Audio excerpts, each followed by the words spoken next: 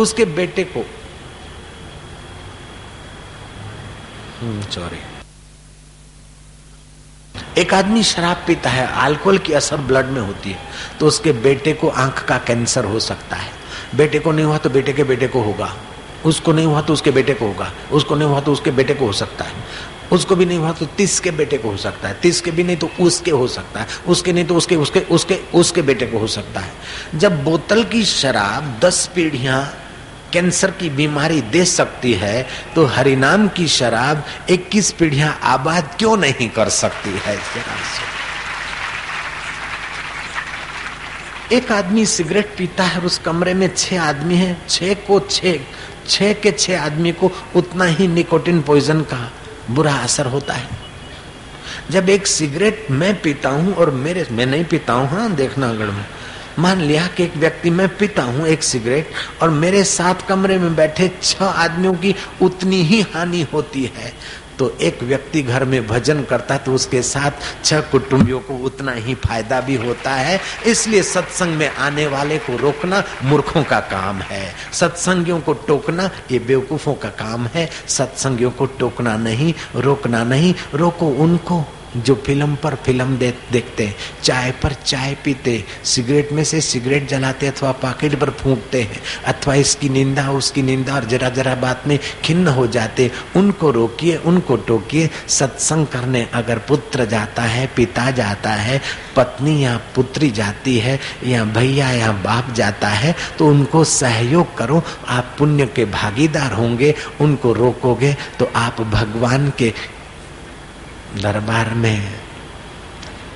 आप समझ ले, अब मैं नहीं ज्यादा बोलने वाला। जय राम जी की। नारायण नारायण नारायण। जिस दिन पिता पुत्र पत्नी या कोई बड़ा तुमको रोकता है, उस दिन तो जरूर तुम सत्संग में जाना, क्योंकि उनके रोकने से तुम रुक जाओगे तो उन विचारों पर पाप चढ़ेगा। उन पर पाप न हो इसलिए उस दिन तो जरूर जाना। दूसरे दिन कभी छुट्टी कर लेना कथा की, लेकिन उस दिन जरूर जाना चाहिए।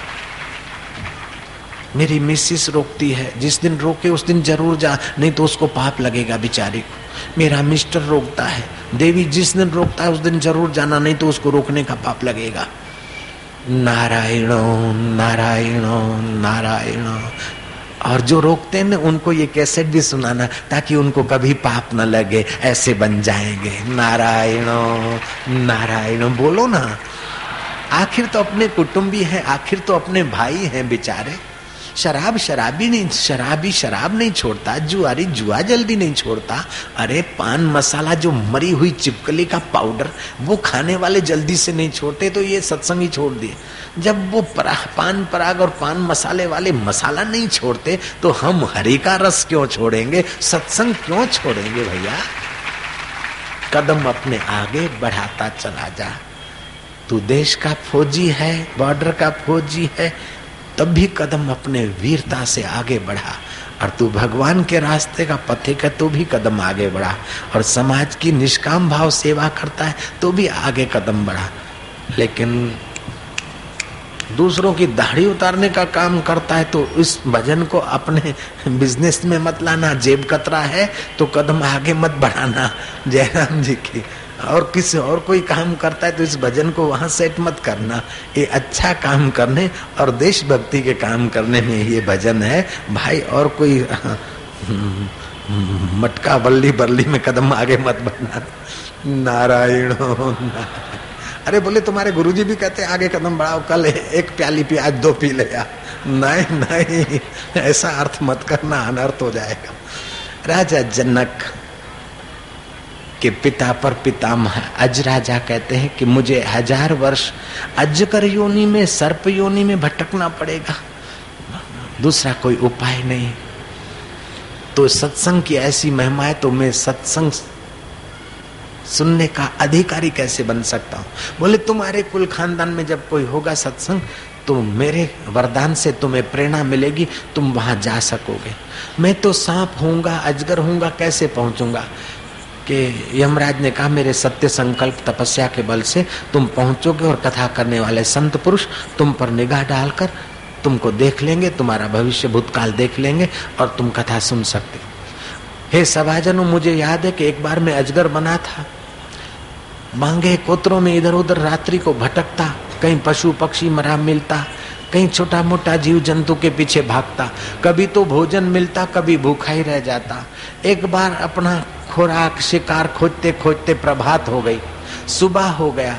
गौ चराने वाले चरावे जंगल में आ गए, उनको देखकर मैं अपनी बिल की तरफ भागा।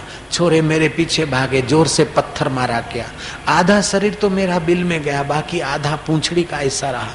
उन छोरों ने डंडे मारे, पत्थर मारे, मेरा शरीर चुंदा हो गया। छोरे तो चले गए, मुश्किल से मैं अपने बॉडी को अंदर खींचा। वहां कोई डॉक्टर नहीं, कोई फरियाद नहीं, कोई आरएफ, कोई दर्ज नहीं करता, वहां पुलिस चौकी भी नहीं है। ऐसा तो कई योनियों में दुख भोगना पड़ता है। मैं अंदर गया और मेरे बिल में रहा। मलम पट्टी तो कहाँ होगी, लेकिन कीड़ियों को सुगंध आ गई, कीड़ियां मेरे पीछे लगी और 8 दिन तक मेरे को कीड़ियां नोचती रही और बुरी तरह में मरा। एक बार ये भी मुझे याद है कि मेरी माँ मेरे को खा गई थी, सर्पिणी।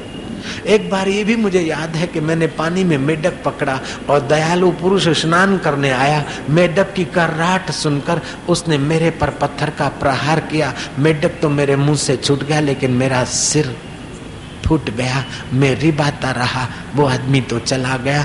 ऐसा न जाने कितना कितना मैंने दुख भोगा, फिर भी मुझे इस बात की खुशी है कि अभी 1000 वर्ष पूरे नहीं करने पड़े।